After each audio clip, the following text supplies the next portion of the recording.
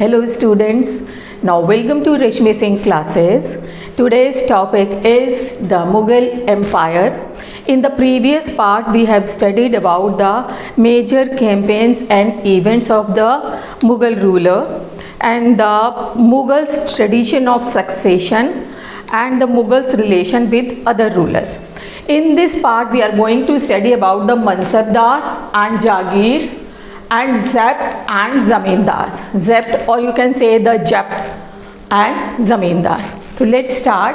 Mansabdars and Jagirdar.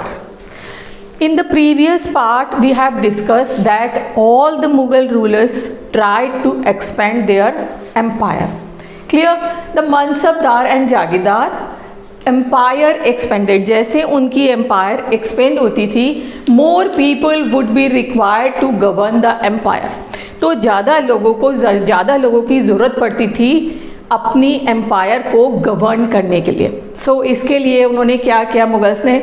Mughals included muslim, Afghans, Rajputs, Marathas along with Turkish nobles. Only starting में initially only the Turkish nobles were there, but because of their Mughal empire was extended, then they include the Muslim, Afghans and Rajput Marathas along with Turkish nobles और उनको post the to govern the empire. Clear? And those who joined Mughal services were called Mansabdar.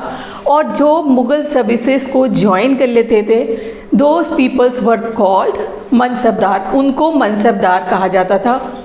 तो मनसबदार कौन होते थे? Those who hold a position or rank. जो services join करते थे और उनको एक पोजीशन और रैंक मिल जाता था, मीन्स मनसब मिल जाता था, that person was known as mansabdar. Means mansabdar was the grading system based on, ये एक तरह का ग्रेडिंग सिस्टम था. It was based on rank. उनकी रैंक क्या है? Salary and military responsibility. Means this grading system was based on rank, salary and military responsibility. And rank and salary were determined by the Z. ठीक है, rank और salary किससे पता करते थे, किससे डिटरमाइंड होती थी? जेड से. हायर जेड means more prestigious position and the salary. अगर जेड हायर है तो आपकी सैलरी भी हायर है and you will get the prestigious status in the Mughal court. आपकी जो वो पोजीशन है प्रेस्टिजियस होगी, पोजीशन भी हाई होगी एंड सैलरी भी हाई होगी. And what about the military responsibility? Military responsibility required him to maintain number of horses, means cavalryman. Cavalryman means कि वो कितने घुड़सवार रख सकता है, and it was determined by the सवार और you can say the सावर. सवार, घुड़सवार, कितने घुड़सवार. तो ये डिपेंड करता था रैंक एंड सैलरी. ठीक है, जितने का रैंक होगा उतने ही घुड़सवार रखने की उसको आज्ञा मिलेगी, या वो मानता है कि जितनी मेरा जेड मीन्स सैलरी अधिक होगी, पोजीशन हायर होगी, तो मैं ज़्यादा number of horses we can take और वी कैन कीप. ठीक. Mansabdar brought his cavalry man for review. अब हर मनसबदार को सारे कैवलरी मैन को लेके आना पड़ता था for review. Got them registered, उनको रजिस्टर्ड करवाना पड़ता था. एंड देयर हॉर्सेस ब्रांडेड, और उनके हॉर्सेस को ब्रांडेड मीन्स धागा जाता था उन्हीं मनसबदार के नाम से. ठीक है. And then they got money to pay them as salary. फिर उनको पैसा मिलता था एज सैलरी. अब आप कहेंगे ये सिस्टम क्यों होता था? जैसे सपोज ए एंड बी दो मनसबदार हैं, इनके पास 50 घुड़सवार है, इनके पास 25 घुड़सवार है. क्लियर? अब इनको ये घुड़सवार लेके आना पड़ता था for review and got them registers. यहाँ पे जब एक बार ये घुड़सवार रजिस्टर हो गए तो ये घुड़सवार बी वाले यूज़ नहीं कर सकते थे. एंड जितने घोड़े होते थे they were also branded in the name of a mansabdar. तो जितने आपके घुड़सवार होते थे वो दूसरा आदमी यूज़ नहीं कर सकता था. ठीक है, इस वजह से ये सिस्टम उन्होंने लागू किया था। Means mansabdar brought his cavalry man for review, got them registered and horses branded, then they got the money to pay them as salary. Clear? समझ में आया? And mansabdar got their salary as revenue assignment. What does it mean? उनको जो salary मिलती थी cash नहीं मिलती थी। Revenue assignments means they got the jagir, उनको एक पीस ऑफ लैंड मिलता था एज अ सैलरी, ठीक है। And they got the right to collect the revenue from that area, अपने जागीर में से उनको राइट था टू कलेक्ट द रेवेन्यू, और they spend this money to maintain the army. जो कैवलरी मैन मेंटेन करते थे वो जो रेवेन्यू कलेक्ट होता था वो रेवेन्यू उस पर स्पेंड किया जाता था। इन अकबर्स रेन में क्या होता था, रेवेन्यू वर रफली इक्वल टू द सैलरी, जो भी जागीर दी जाती थी वो उनकी सैलरी के अकॉर्डिंग होती थी। जैसे मालूम पड़ा 25 हॉर्सेस के लिए है तो उनको छोटी जागीर दी जाती थी, बड़ा जागीरदार है 100 घोड़े रखने तो उनको बड़ी जागीर दी जाती थी, क्योंकि उनको पूरे 100 हॉर्सेस को मेंटेन करना होता था। क्लियर?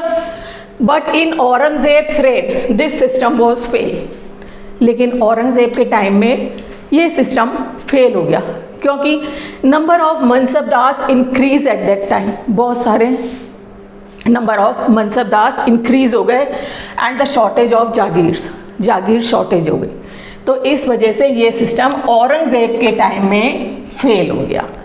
क्लियर? अब आपका दूसरा आता है zabt and zamindar. What is zabt and what is ज़मींदार?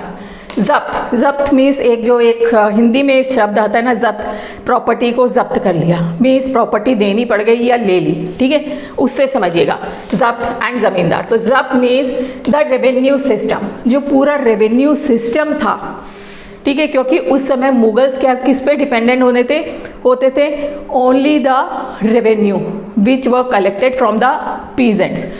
तो वो पूरा रेवेन्यू सिस्टम कैसे कलेक्ट होता था, कैसे इम्पोज होता था, that system was known as revenue system. And zamindars, who were known as the zamindars, all middle mans who collected taxes, जो भी बीच के आदमी होते थे जो कलेक्ट करते थे taxes, they were known as zamindars. जैसे मैंने आपको बताया mansabdars got the right to collect the revenue, लेकिन ये मनसबदार्स उस जागीर में रहते नहीं थे। They gave their work to some other person to collect the revenue, जैसे किसी इन्फ्लुएंशियल फैमिली के आदमी को दे दिया, विलेज हेडमैन को दे दिया। तो ये जो बीच के जो लोग होते थे, those who collect the revenue were known as zamindars, उनको जमींदार्स बोला जाता था, ठीक है। And Todarmal was the revenue minister और finance minister in the Akbar's court. 9 रत्न पढ़े थे ना हम लोगों ने बचपन में कि अकबर के कोर्ट में 9 रत्न थे, तो उनमें से एक रत्न टोडरमल, फाइनेंस मिनिस्टर और revenue minister. He carried out a careful survey of crop yields, उन्होंने 10 साल के पुराने सर्वे किया एक कि क्रॉप यील्ड मीन्स कितनी पैदावार प्रोड्यूस होती है, एंड द प्राइस, और उसको कितने प्राइस पे बेचा जाता है, and the area cultivated for 10 years, कितना एरिया कल्टिवेटेड एरिया है मीन्स द एरेबल लैंड है for the 10 years, means careful survey किया, ठीक है। And each province was divided into revenue circle, और इसके बेस पे रेवेन्यू इम्पोज किया गया और टैक्स इम्पोज किया गया। Each province was divided into revenue circle. अब ये समझिए, जो suppose this is a empire, अब इसमें ये अलग अलग रेवेन्यू सर्किल बना दिए, क्लियर। एंड रेवेन्यू सर्किल में ये हाँ ठीक है, और यहाँ पे रेवेन्यू सर्किल छोटे छोटे क्यों बना दिए गए? हो सकता है ये फर्टाइल एरिया है तो यहाँ रेवेन्यू ज़्यादा लगेगा, ये बंजर भूमि है यहाँ पे रेवेन्यू कम लगेगा। तो जो प्रोविंस के बीच में जितने उनकी प्रोविंस थी but divided into revenue circle, ये रेवेन्यू सर्किल अलग अलग बना दिए। According to these circle the revenue was impose on the peasants, ताकि उनको कोई प्रॉब्लम नहीं हो और वो खुशी खुशी अपना रेवेन्यू या टैक्स पे कर सके, किसी पे जोर ज़बरदस्ती ना हो। but the exploitation by Mughal administration could drive them to rebel. लेकिन उस समय भी रिश्वतखोरी चलती थी और जो मुग़ल एडमिनिस्ट्रेटर्स होते थे वो रिश्वत लेके तंग किया करते थे पीजेंट्स को, and sometimes they rebelled against the collectors, जो रेवेन्यू कलेक्ट करने आते थे उनके अगेंस्ट में रिबेल कर देते थे. And sometimes zamindar and peasants of the same caste allied against Mughal authority. और कई बार तो ज़मींदार भी उनके साथ मिल जाते थे. क्यों, क्या कारण हो सकता है? बिकॉज ज़मींदार जो होते थे वो कनेक्टेड रहते थे पीजेंट्स के साथ, and suppose they belong to the same caste, तो वो रिवोल्ट करते थे अगेंस्ट द मुग़ल अथॉरिटी. तो मुग़ल अथॉरिटी के अगेंस्ट में रिवोल्ट करते थे, and these revolts challenge the stability of Mughal empire. और ये रिवोल्ट जो था एक चैलेंज था stability of the Mughal empire, कि मुग़ल एम्पायर स्टेबल ना रह पाए. और उसके बाद 17वीं सेंचुरी के बाद तो डिसइंटीग्रेशन शुरू ही हो गया था मुग़ल एम्पायर में. क्लियर? तो ये ज़ब्त सिस्टम या ज़ब्त सिस्टम, और ये आपको समझ में आ गया होगा. And who were known as zamindar, ये आपको पता चल गया. तो आज हम सिर्फ इतना ही पढ़ेंगे बेटा. आज हमने क्या पढ़ा है? Mansabdar and Jagirdar. And mansabdar कौन होते थे? द पर्सन, कौन से person who join Mughal services, they were known as mansabdar. जो मुग़ल सर्विसेज ज्वाइन करते थे उनको मनसबदार कहा जाता था. And they hold a position और रैंक, और किसके बेसिस पे पोजीशन को वो होल्ड करते थे? Rank, salary and military responsibility. And rank and salary किससे डिटरमाइंड होती थी? जेड. एंड मिलिट्री रिस्पॉन्सिबिलिटी किससे होती थी? द नंबर ऑफ सवार, जो हॉर्सेस वो रख सकते थे. बट सबसे important thing, mansabdar brought his cavalry man for review, got them registered. उनको रजिस्टर्ड करवाना पड़ता था कि इतने कैवेलरी मैन मेरे अंडर में हैं, मेरे मनसबदार के अंडर में हैं. And their horses brought them then and their horses branded, और उनके जो घोड़े होते थे उनको ब्रांडेड मीन्स दागा जाता था कि ये इस मनसबदार का है. And after that they got the money to pay the salary. उसके बाद mansabdar got their salary not in cash, they got the salary in revenue assignment, means jagir मिलती थी. And they got the right to collect the revenue from these jagirs. और वहाँ रहते नहीं थे, they gave their work to collect the revenue to the other person, जिनको हम ज़मींदार कहते हैं. ठीक है? एंड अकबर की रेन में बहुत अच्छी तरह चल रहा था ये काम, but in Aurangzeb's reign this system was failed. And what is zabt and ज़मींदार?